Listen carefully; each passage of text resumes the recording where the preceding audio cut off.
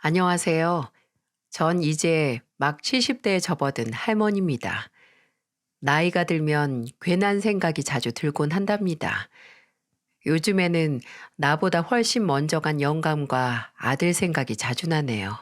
제가 이렇게 떨리는 손으로 꾹꾹 눌러 글을 드리는 이유는 제가 경험한 기적과 같은 일을 알리고 싶어서랍니다.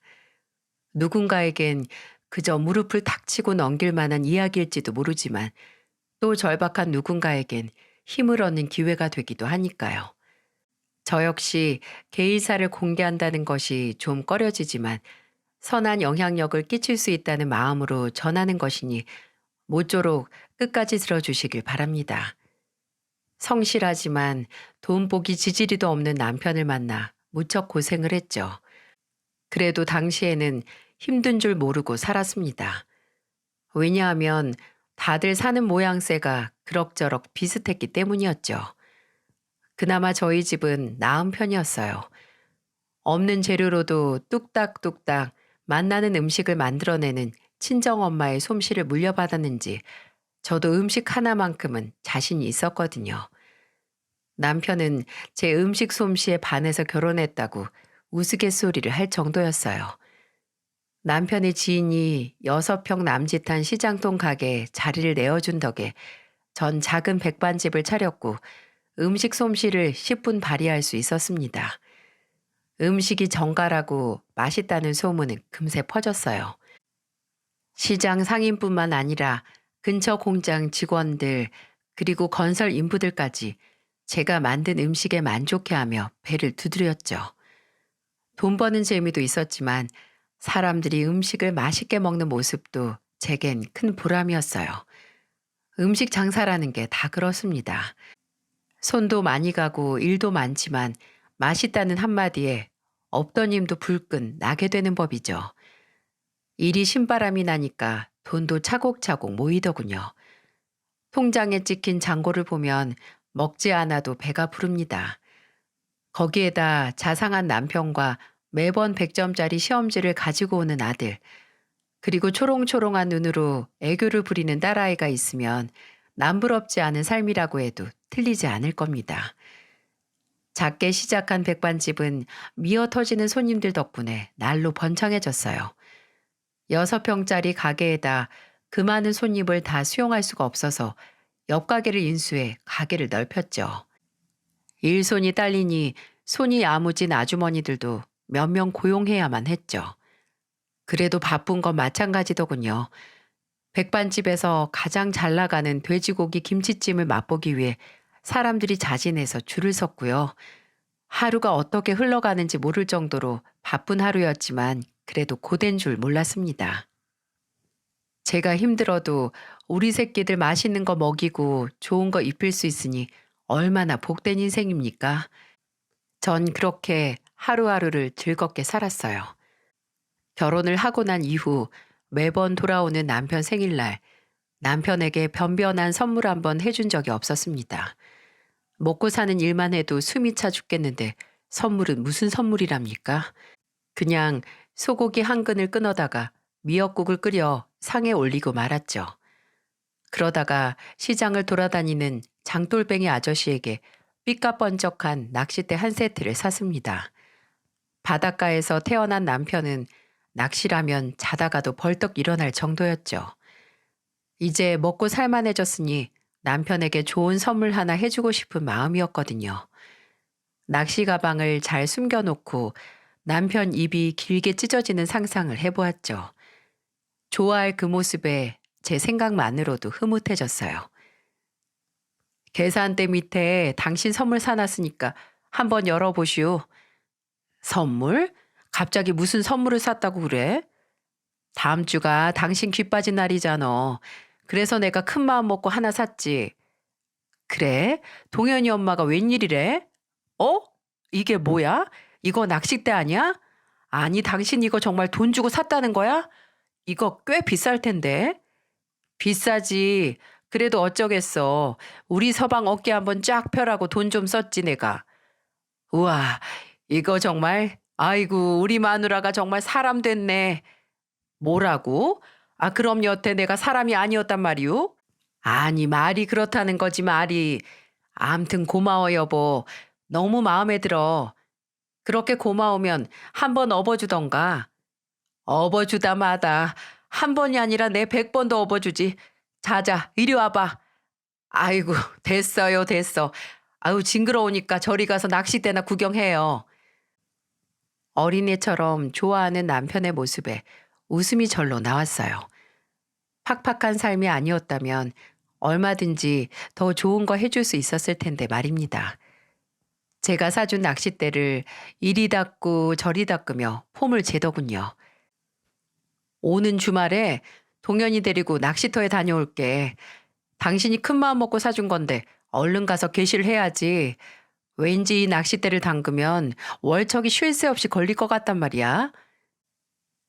몸이 근질근질해진 남편이 주말이 오기를 벼릅니다. 그리고 마침 일요일 새벽 일찍 아들을 데리고 낡은 트럭을 몰아 낚시터로 향했죠. 여보, 우리 다녀올게. 남편이 잠이 덜 깬 제게 인사를 건넸어요. 비몽사몽 손을 회해 저으며 잘 다녀오라고 말했죠. 하지만 그것이 남편과의 마지막 인사였을 줄 누가 알았겠습니까? 날이 어둑어둑해지는데도 남편의 트럭은 돌아올 생각을 하지 않는 거예요. 시계바늘이 11시를 넘어 12를 가리키는데도 남편이 돌아올 기미가 보이지 않습니다. 딸아이를 업고 바깥에 나가봐도 남편의 트럭 소리는 들리지 않았어요. 제 마음이 점점 불안해졌어요. 무슨 일이라도 생겼을까요?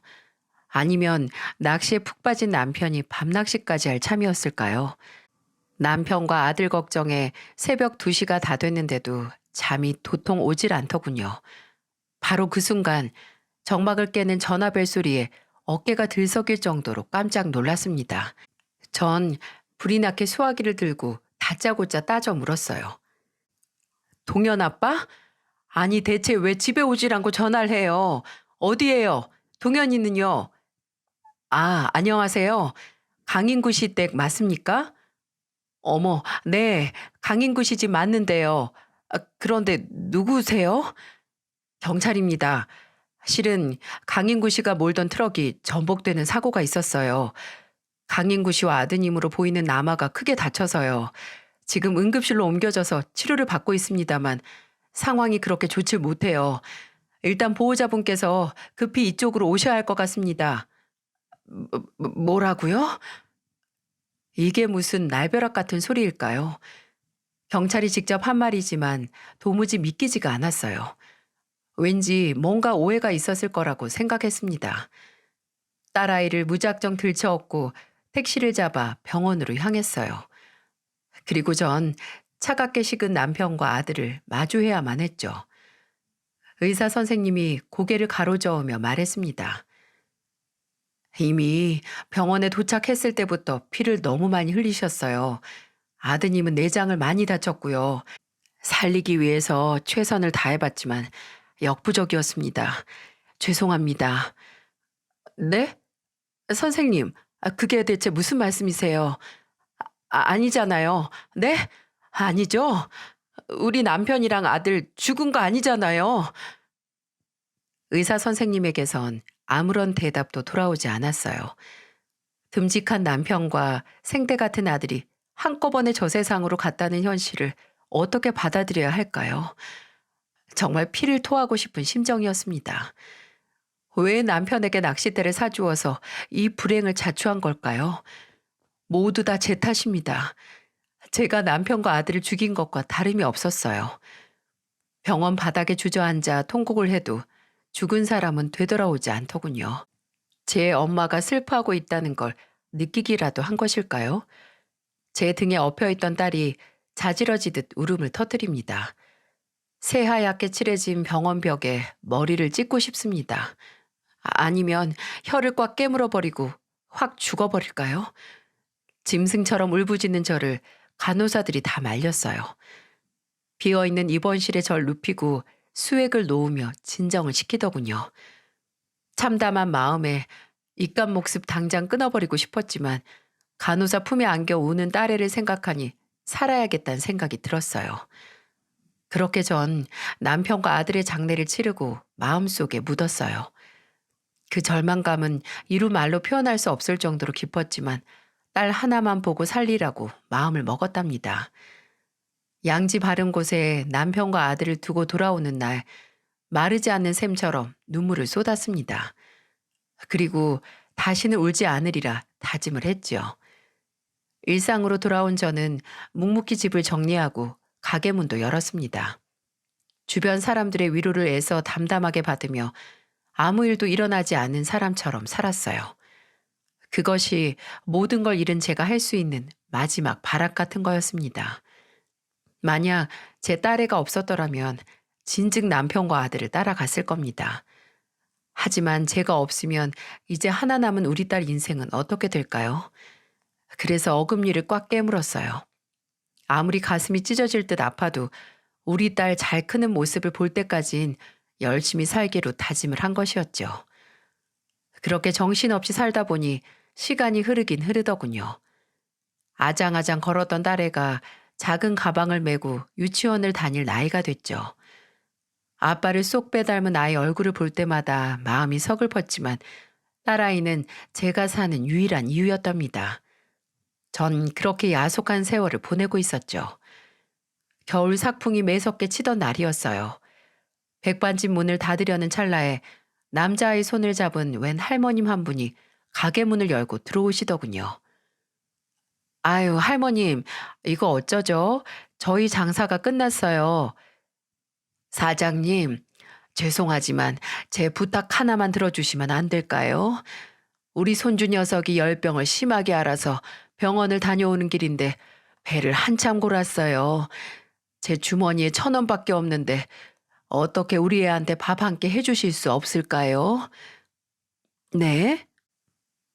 엉뚱한 부탁에 잠시 머뭇거렸네요.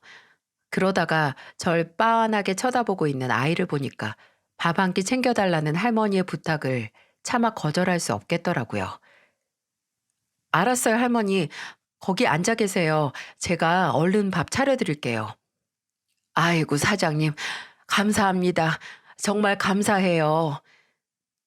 할머니가 제게 연신 고개를 숙입니다. 전 그런 할머니에게 우리 집 메인 메뉴인 돼지고기 김치찜을 푸짐하게 차려서 대접을 해드렸어요. 귀여운 바가지 머리를 한 아이는 정말 맛있게 밥을 먹더군요.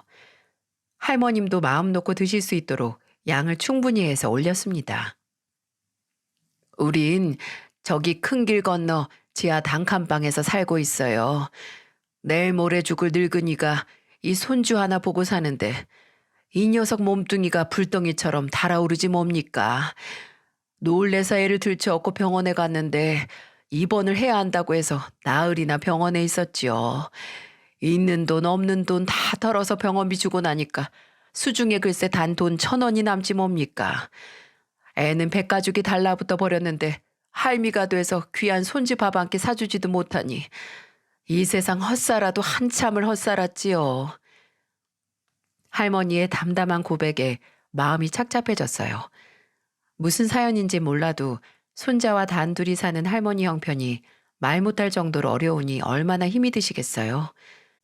파지를 주워 파는 돈으로 생활을 하신다지만 제 몸 하나 간수하기도 어려운 노인이 벌면 얼마나 버시겠어요. 한참 먹고 싶은 게 많은 나이인 아이를 보니까 마음이 쩌릿쩌릿 아파오더라고요. 아유, 밥을 너무 잘 먹어서 예쁘네. 넌 이름이 뭐니? 장도경. 그런데 아줌마가 해준 밥은 정말 맛있어요. 그랬어. 얼마나 맛있었는데? 할머니가 해준 밥보다 훨씬 더 맛있었어요. 전 고기를 좋아하는데 할머니는 맨날 나물만 해줘요. 아이가 천진한 표정으로 그런 말을 하더군요. 할머니는 손자의 갑작스런 고백에 쑥스러운 듯 눈동자를 가만히 두질 못하셨죠. 전 그런 할머니의 손을 꼭 잡고 이렇게 말씀드렸어요. 할머님, 그러지 마시고 이젠 식사하러 저희 가게로 오세요. 제가 다른 건 몰라도 밥은 해드릴 수 있어요. 네? 아유, 말씀만이라도 감사합니다. 하지만 늙은이가 염치가 있죠. 오늘 베풀어 주신 은혜도 넘치는데 어떻게 매번 밥을 얻어먹을 수 있겠어요? 아니에요, 할머니. 제가 하는 일이 밥하는 건데요, 뭐. 이제 한참 클 나이인데 밥을 부실하게 먹으면 안 돼요. 저희 식당이랑 멀지 않은 곳에 사시니까 꼭 끼니 때마다 들르세요. 아셨죠? 아이고, 사장님. 이 은혜를 어떻게 다 갚으라고. 은혜는요, 무슨. 저도 이 아이만한 딸애를 키우고 있어요. 그래서 그런 거니까 마음 쓰지 않으셔도 돼요. 아이 스스로 고기를 좋아한다고 말할 정도인데 그동안 얼마나 고기가 먹고 싶었을까요? 전 할머님과 아이에게 거리낌 없이 식사를 드렸습니다. 솔직히 밥집을 하는 저에겐 큰 봉사라고 생각할 것도 없었죠.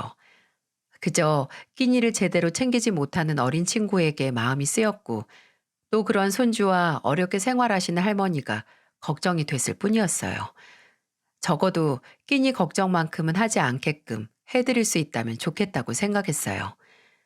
그렇게 전 도경이라는 아이와 인연을 맺게 됐고 아이와 할머니는 식사 때가 되면 식당에 들렀습니다. 전 혹시라도 무거운 마음을 가지실까봐 아무렇지도 않게 밥을 차려드렸죠. 식당이 쉬는 날이면 혹시 배를 골지는 않을까 일부러 찬을 싸드리기도 했고요. 늘 구배하는 쌀을 넉넉하게 사서 할머님 댁에 가져다 드리기도 했습니다. 그러다 보니까 가끔은 할머님 댁에 들러서 부족한 것은 없나, 혹 도와드릴 일은 없나 하고 들여다보게 되더라고요. 이제 도경이 그 아이도 제가 익숙한지 밥집 아줌마라고 부르면서 절 잘 따랐고요. 밥집 아줌마, 아줌마가 만들어준 계란 장조림 5개나 먹었어요. 정말 너무 맛있어서 꿈에서도 계란 장조림을 먹었다니까요.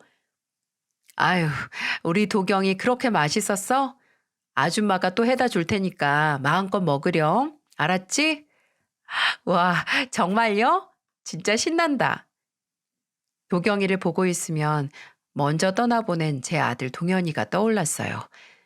애써 마음에 묻은 자식을 떠올리는 일은 여전히 힘들었지만 그래도 천진난만한 저 아이를 힘 닿는 데까지 도와야겠다는 생각이 들더군요. 그렇게 도경이와 인연을 맺고 산지 꼬박 3년이 지났습니다. 아이는 하루가 다르게 자라는데 할머니는 하루가 다르게 노쇠해지셨죠. 늘 손자의 손을 잡고 식사를 하러 오셨는데 이젠 몸이 좋지 않은 할머니 대신 아이 혼자 식당에 오는 날이 많아졌어요. 오늘도 도경이 혼자 왔어?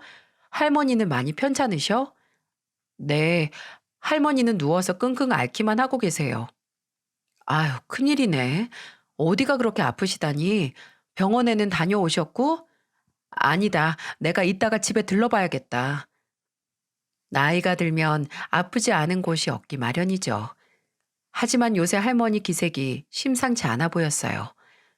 도경이와 할머니를 본 지가 오래돼서 밥숟갈 뜨는 모양새만 봐도 대충 짐작할 수 있었거든요. 걱정스러운 마음에 종종 걸음으로 도경이네를 가보았습니다. 낡은 요를 깔고 누워 계신 할머니는 통 기운이 없는지 미동도 하지 못하시더라고요. 할머니, 저 왔어요. 어디가 많이 편찮으세요? 아, 사장님 오셨구나. 아유, 내가 일어나야 하는데 통 기운이 없어서. 아, 아니에요, 할머니. 어디가 아프세요? 기운이 없고 몸이 막 쑤시는 거예요? 아니, 이제 뭐 갈 때가 됐으니 가만히 있어도 생기가 빠져나가는 거지 뭐. 죽는 거야 미련이 하나 없는데 우리 어린 도경이를 남겨두고 떠나려니까 발길이 도무지 안 떨어져서. 아유, 무슨 말씀이세요. 일단 저랑 병원에 가요. 병원에서 주사 맞고 약 먹으면 금방 기운 차릴 거예요. 사장님, 내 염치가 없지만 부탁 하나만 해도 되겠수? 아유, 할머니, 진짜 죽을 사람처럼 왜 이러세요? 우리 도경이만 누가 돌봐준다면 내 미련 없이 눈을 감을 수 있을 것 같은데 아무래도 부탁할 사람이 사장님밖에 없어. 우리 도경이가 스스로 밥 벌어 먹을 수 있을 때까지만 사장님이 돌봐주시면 안 될까? 안 되긴 뭐가 안 돼요. 이젠 도경이도 제 식구랑 다름없는데요. 그런 건 걱정하지 마시고 일단 병원부터 가시자고요. 고마워요. 정말 고마워요. 내가 사장님한테 은혜를 갚고 죽어야 하는데 아무래도 그럴 수가 없을 것 같네. 그렇지만 우리 도경이가 꼭 은혜를 갚을 거예요. 감사합니다. 참말로 감사해요. 할머님은 제 손을 꼭 붙들며 당신의 손자를 부탁하셨죠. 할머니의 그렁그렁한 눈을 보니 안타까운 마음이 절로 듭니다. 할머님의 기구한 사연은 할머니에게 직접 들어서 알고 있었어요. 평생 일을 하신 할머니는 시내 중심가에 아파트 한 채를 가지고 계셨답니다. 서울에 사는 아들 내외와 분가한 딸과는 떨어져서 살고 있었는데요. 사업을 하던 아들이 사업 자금을 도와달라고 부탁을 하더라는 거였죠. 어려움에 빠진 자식을 부모가 어떻게 모른 척을 하겠습니까? 할머니는 평생 모은 재산이 든 아파트를 팔아 아들에게 거금을 해주었다죠. 할머니의 아들은 어머니는 본인이 모실 테니 아무 걱정하지 말라며 큰 소리를 치며 사라졌답니다. 하지만 아들과는 한참 동안이나 연락이 닿질 않았고 1년 후에 나타난 아들 내외가 손자를 할머니에게 맡겨두고 또 사라져 버렸다는 거였죠. 할머니 혼자 단칸방에서 어렵게 생활을 하고 있는데 아들 내외가 젖먹이 손자까지 맡겨두고 사라지는 바람에 눈앞이 정말 캄캄할 수밖에 없었답니다. 딸에게 연락을 해봐도 오빠한테 재산을 전부 줬다는 것에 화가 난 딸은 이제 인연 끊고 남처럼 지내자며 냉정하게 돌아섰다는 겁니다. 결국 할머니는 아들에게 사기를 당했고 딸에게 버림을 받은 셈이었죠. 그래도 귀한 손자를 키우기 위해 온 힘을 다하셨어요. 비가 오나 눈이 오나 파지를 줍기 위해 리어카를 끄셨고 먹을 것이 생기면 본인 배는 고라도 손자 입에 먼저 넣으셨다죠. 그런 할머님은 손가락 하나 까딱할 수 없을 만큼 기운이 빠졌는데도 무조건 손자 걱정부터 하시는 거예요. 사장님, 우리 도경이 좀 잘 부탁해요. 부탁할 사람이 사장님밖에 없어요. 이 늙은이 마지막 소원이니까 꼭 좀 들어주세요. 할머니는 마치 저를 기다렸다는 듯 제게 그런 말을 마지막으로 남기곤 절대 깨지 않는 잠에 드셨어요. 얼떨결에 제가 할머니의 임종을 지키게 된 셈이었어요. 할머님이 마지막 남긴 부탁을 외면할 수가 없더라고요. 아니, 할머님의 그런 부탁이 아니었더라도 도경이를 내버려 두진 않았을 거예요. 할머니의 장례를 치르고 난 뒤 연고가 없는 도경이의 거취에 대해 설왕설래가 많았답니다. 연락이 닿는 친인척은 있었지만 도경이를 거두겠다고 나선 사람은 단 한 명도 없었죠. 결국 도경이는 시설에 갈 수밖에 없는 상황이었어요. 하지만 저는 관계자에게 그간 있었던 일을 소상하게 설명을 해드리고 후원자의 자격으로 도경이를 보살피겠다고 주장했습니다.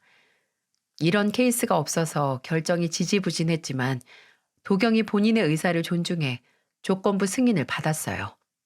관계자의 관리하에 제가 도경이를 돌볼 수 있게 된 것이었죠. 도경이를 입양할 생각을 해보지 않은 것은 아니었어요. 하지만 차마 제 아들 생각이 나서 그럴 순 없더라고요.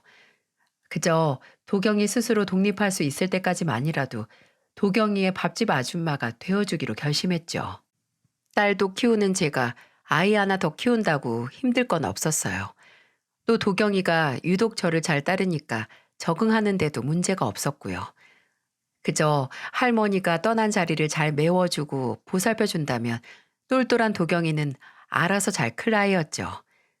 도경이는 우리 딸애와 3살 아래였는데요. 딸애도 도경이를 동생처럼 생각하며 잘 살폈고 도경이도 누나를 잘 따랐습니다. 도경이는 제 보살핌 속에서 쑥쑥 자랐어요. 원체 똑똑한 아이는 공부도 무척 잘했고요. 이제 저와 누나를 진짜 가족처럼 여기며 세상 소중하게 생각했죠. 언제는 이런 일도 있었답니다. 도경이가 고등학생 때 일이었어요. 항상 전교에서 1, 2등을 다투던 녀석은 제 공부하기도 바쁠 텐데 틈틈이 가게 일을 돕겠다고 나섰죠.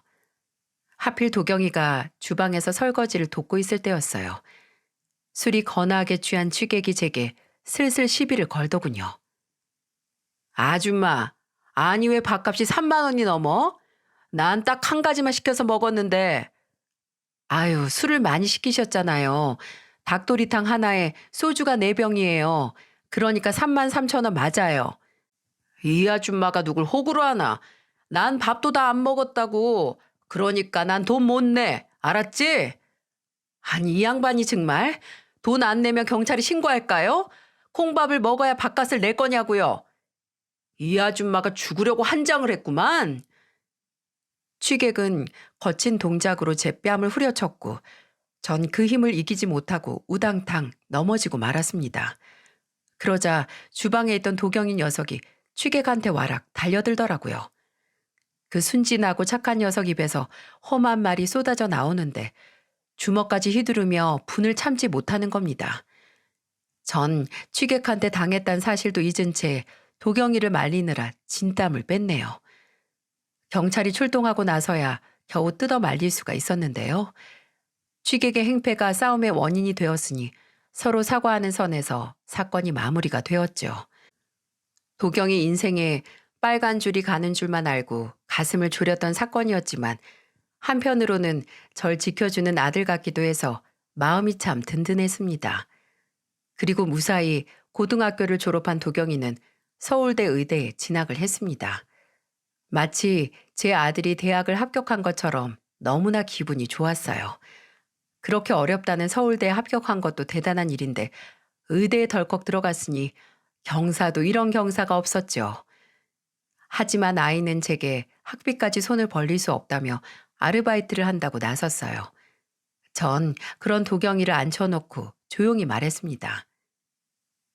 도경아, 이제 넌 내 아들과 다름없는데 내가 학비를 대주면 잘못된 일이니? 하지만 아주머니, 나 돌아가신 할머님한테 약속했다. 네가 스스로 먹고 살 수 있을 때까지 돌보겠다고. 그럼 나보고 그 약속을 깨란 말이야? 네가 해야 할 일은 학비 생각하지 말고 열심히 공부를 하는 거야. 도경이가 훌륭한 의사가 되면 그때는 네가 아줌마 돌봐주면 되잖니. 안 그래? 아주머니, 전 도경이가 아무 걱정 없이 공부를 하길 바랬습니다. 도경이가 훌륭한 어른이 될 때까지 끝까지 뒷바라지를 하리라 마음을 먹었거든요. 그런 제 뜻을 잘 알아들은 도경이는 정말 열심히 공부를 해나갔어요. 그리고 정말 멋진 의사 선생님이 되었고요. 도경이가 의사 면허에 합격을 한 날 얼마나 울었는지 모르겠어요. 언젠가부터 도경이는 제겐 없어서는 안 될 소중한 사람이 되어 있었죠. 그런데 말이죠. 그런 제게 중대한 일이 기다리고 있을 줄은 조금도 예상하지 못하고 있었어요. 도경이가 인턴을 마치고 레지던트로 근무를 하고 있었을 때였습니다. 어느 날 딸애가 도경이와 함께 집으로 들어와서는 정말 충격적인 선언을 하는 겁니다. 엄마, 실은 우리 엄마한테 할 말이 있어요. 할 말? 갑자기 무슨 할 말이 있다고 그래. 엄마 좀 무섭다. 엄마가 놀랄 수도 있는데 침착하게 제 말 들어주세요. 실은 저 결혼할 남자가 생겼어요. 뭐? 결혼할 남자? 너 그동안 연애도 하고 있었어? 그게 누군데? 회사에서 만난 남자야? 딸애가 쏟아지는 제 질문에 얼른 답을 하지 못하고 도경이 눈치만 슬슬 살피더군요. 전 머뭇거리는 딸애 대신 도경이에게 물었죠. 뭐야? 도경이 너도 누나가 결혼할 사람이 생겼다는 거 알고 있었니? 뭔데? 뜸들이지 말고 어떤 남잔지 어서 말해봐. 아줌마, 실은 해리 누나가 결혼할 남자가 바로 저예요. 어? 뭐라고? 뭐가 어쨌다고? 전 애들의 말을 얼른 알아듣지 못하고 눈만 껌뻑거렸죠. 하지만 도경이가 딸의 손을 꼭 붙잡는 것을 보곤 뭔가 일이 잘못되었다는 걸 눈치챘습니다. 그러니까 도경이 네가 혜리랑 결혼을 하겠다는 거야? 남매처럼 자란 너희 둘이? 네, 많이 놀라셨죠. 저도 혜리 누나를 좋아하게 될 줄은 몰랐어요. 정말 죄송해요, 아주머니. 아니, 이게 어떻게... 마치 망치로 머리를 맞은 듯 멍해졌어요. 두 사람이 진짜 친남매는 아니었지만 전 두 아이들을 남매처럼 키웠습니다. 그런 애들이 덜컥 결혼을 하겠다고 나서니 제가 당황스러울 수밖에요. 딸애가 나서서 저를 설득합니다. 엄마가 도경이를 아들처럼 생각했으니까 혼란스러울 거라는 거 충분히 이해해요. 그런데 우리 둘 연인이 된 건 꽤 오래됐어요. 도경이가 인턴을 마치면 엄마한테 말하려고 했어요. 그래서 지금 말하는 거고요. 엄마, 우리 두 사람 정말 진심으로 사랑하고 있어요. 우리 결혼 허락해 주세요. 아, 아니, 엄마는, 하지만 도경이가 정말 좋은 사람이라는 건 누구보다도 제가 더 잘 압니다. 하지만 아들처럼 생각하고 키운 애를 사위로 맡는다는 게 정말 어색하게 느껴지더라고요. 전 애들한테 즉답을 미루고 한참 고민에 빠졌습니다. 하늘에 계신 할머님이 이 결혼을 허락하실까요? 절 사돈으로 기분 좋게 맞아주실지 궁금해지더라고요. 다 큰 어른들이 서로 마음을 확인하고 결혼을 하겠다는 걸 어떻게 말리겠어요? 아마 이렇게 된 것도 어쩌면 운명일지도 모르죠. 다만 제겐 시간이 조금 필요할 뿐이었어요. 전 하늘에서 지켜보고 계실 할머님에게 이렇게 말했습니다. 할머님, 저 애들 결혼 허락할게요. 제가 오랫동안 밥해드린 거 잊지 않으셨죠? 생색 내려는 건 아니지만 저 이 정도면 괜찮은 사돈 맞죠? 그럼 훌륭하게 성장한 도경이를 제 사위로 맡겠습니다. 그렇게 전 며칠을 고민한 끝에 아이들의 결혼을 허락했어요. 이제 도경이는 제게 아주머니가 아닌 어머님으로 부르며 듬직한 사위가 되었습니다. 어릴 적부터 함께 자란 탓인지 애들은 다툼 한 번 없이 금술 좋게 살았고요. 사위는 레지던트와 군 복무까지 마친 후 종합병원에서 전문의로 근무를 하게 됐고 얼마 뒤 두 사람은 제게 어여쁜 손녀를 안겨주었답니다. 죽어도 여한이 없다는 말은 아마 이럴 때 쓰는 모양이었어요. 다른 게 다 무슨 소용이 있겠어요. 그저 애들이 행복하게 잘 살면 그것으로 충분하죠. 제가 너무 행복해하는 걸 하늘에서 시샘이라도 한 걸까요? 가게에서 한창 일을 하던 저는 가슴 한쪽에 극심한 통증을 느끼곤 그 자리에서 쓰러지고 말았습니다. 그때까지만 해도 그렇게 심각한 일이라고는 생각하지 않았어요. 그저 너무 과로를 한 탓에 몸에 무리가 온 것이라고 생각했죠. 하지만 정밀 검사 끝에 나온 결과는 제 예상을 벗어났어요. 유방암이세요. 진행이 꽤 되셔서 바로 수술을 하셔야 될 것 같습니다. 의사 선생님의 그런 말씀에 전 놀라지도 않았고 슬퍼하지도 않았습니다. 이제 남편과 아들 곁으로 가야 할 때가 온 것이죠. 이제 딸 곁에는 든든한 사이가 있으니 걱정도 없었고요. 너무 오랫동안 남편과 아들을 기다리게 해서 미안하다는 생각부터 들었습니다. 딸과 사위가 행복하게 사는 모습을 좀 더 보고 싶었지만 사랑스러운 손녀의 재롱을 좀 더 느끼고 싶지만 그것도 아마 욕심이겠죠. 놀란 사위가 제게 이런 말을 하더라고요. 어머님, 걱정하지 마세요. 제가 의사랑 얘기를 해봤는데요. 우선 저희 병원으로 전원을 할 거고요. 제가 반드시 어머님 살려낼 거예요. 제가 약속할게요. 그러니까 절대 약한 생각하시면 안 돼요. 아시겠죠? 사위의 그 말 한마디에 이상하게 안심이 되더군요. 제가 도경이에게 알게 모르게 의지를 많이 하고 있었나 봅니다. 이렇게 훌륭한 녀석이 제 딸을 지키고 있으니 정말 다행이었죠. 도경아, 이제 나는 괜찮아. 그러니까 너무 애쓰지 않아도 돼. 너 키우면서 난 정말 행복했어. 죽은 아들이 살아 돌아온 것 같다고 생각했으니까. 이제 그런 호사를 누렸으니 난 미련 없어. 우리 혜리랑 손녀 잘 보살펴줘. 그거면 돼. 아니요. 전 절대 장모님 포기하지 않을 겁니다. 저만 믿으세요. 요새 암 치료쯤은 아무것도 아니에요. 사위의 그 말이 절 안심시키려고 한다는 것쯤은 저도 잘 압니다.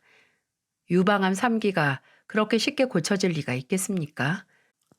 아무리 사위가 의사라도 안 되는 것은 안 되는 거겠죠. 하지만 애들은 끝까지 절 설득해서 수술 날짜를 잡았고 전 거의 반 포기 상태로 수술실로 들어갔어요. 마지막일지도 모르니까 애들을 하나하나 눈에 담고 차가운 수술대에 누웠죠. 그리고 까무룩 잠이 들었네요. 꿈속에서 남편도 만났고 아들놈도 만났어요. 그리고 도경이 할머님도 만났지요. 모두들 환하게 웃으며 절 배웅하더라고요. 전 떠나고 싶지 않았는데 말이죠. 그리고 눈을 떠보니 입원실이었습니다. 사위와 딸아이의 얼굴이 제일 먼저 들어오더군요. 딸애가 제 손을 맞잡으며 묻습니다.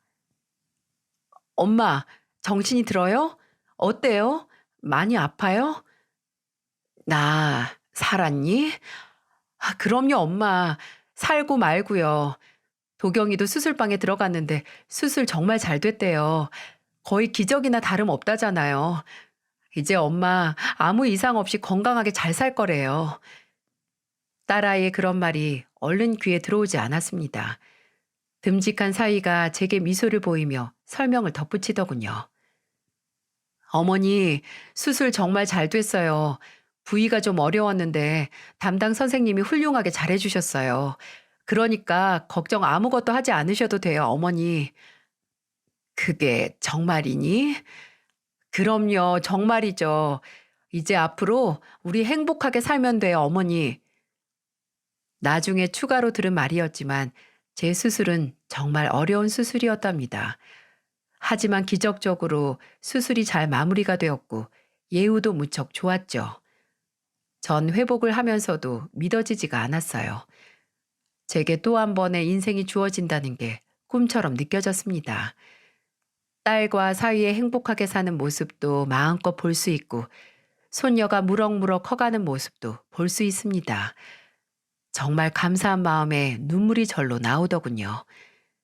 수술이 잘 끝난 후 전 다시 일상으로 돌아갔습니다. 여전히 장사가 잘 되는 식당을 운영했고 손녀의 재롱에 흠뻑 빠져 살았죠. 지난주에는 사위와 딸이 일부러 시간을 내서 가게 일을 도왔습니다. 그런데 말이죠. 소주를 반주로 2병이나 마신 손님이 탁자를 콱 내려치며 행패를 부리는 겁니다. 여기 사장 누구야? 사장 나오라고 해. 아니 국밥을 시켰는데 왜 안 나오는 거야?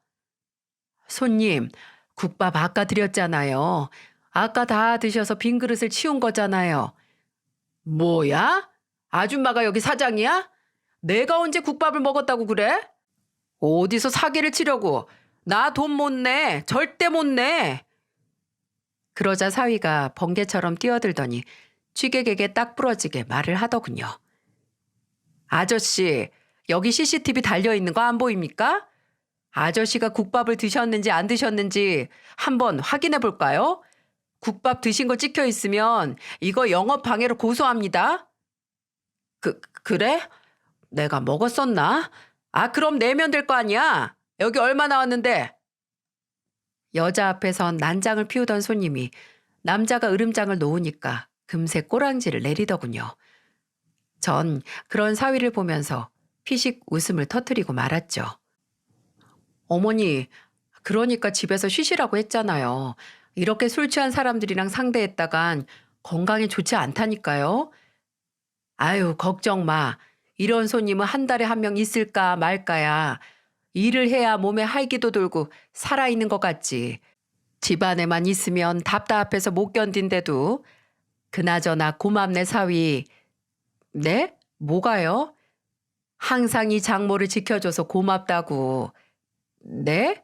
아유, 장모님이 그동안 제게 해주신 게 얼만데 겨우 이 정도로 고마워요? 이제 보니까 사위 삼길 잘했어.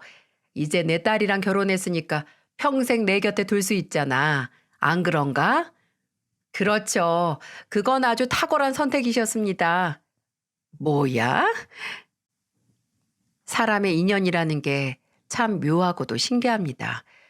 1,000원짜리 한 장을 들고 제게 밥 한 끼를 부탁했던 할머니 모습이 아직도 눈에 선하네요. 그렇게 맺은 인연이 돌고 돌아 제 목숨을 구했으니까요. 그러니 얼마나 신기한 일입니까?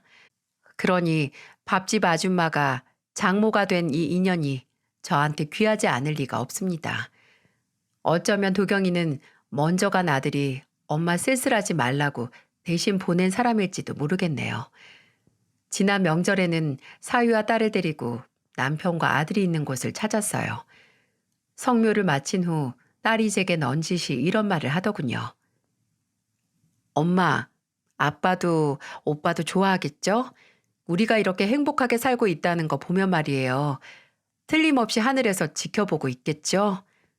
그럼 한없이 착한 네 아빠도 그리고 동현이도 다 좋아할 거야. 아무렴 좋아하고 말고. 아직도 남편과 아들에 대한 그리움이 사무치도록 깊습니다. 하지만 아들 같은 사위 덕분에 가족이 완성되었고 제가 견딜 수 있는 힘이 된 것이었죠. 하늘에 있는 남편과 아들도 틀림없이 기뻐하고 있을 겁니다. 앞서 말씀드렸지만 나이가 들어갈수록 생각이 많아집니다. 요즘 들어서 자주 하는 생각은 불행에 굴복하지 말고 주어진 인생에 최선을 다해서 살자라는 것이에요. 그러다 보면 칠흑같이 어두운 터널에도 빛이 드는 모습을 볼 수 있을지도 모릅니다. 제 인생도 곡절이 많았지만 저보다 훨씬 기구한 사연을 가지신 분들도 많겠죠. 그런 분들에게 꼭 드리고 싶은 말씀은 포기하지 말고 온 힘을 다해보자는 겁니다. 그럼 분명히 길이 생길 테니까요. 이제 제 이야기를 마치려고 합니다. 애청자분들에게 어떻게 들렸을진 모르겠지만 부디 다 늙은 노인의 넋두리라고만 여기지 마시고 작은 힘이라도 되길 바라봅니다. 끝까지 들어주셔서 정말 감사드립니다.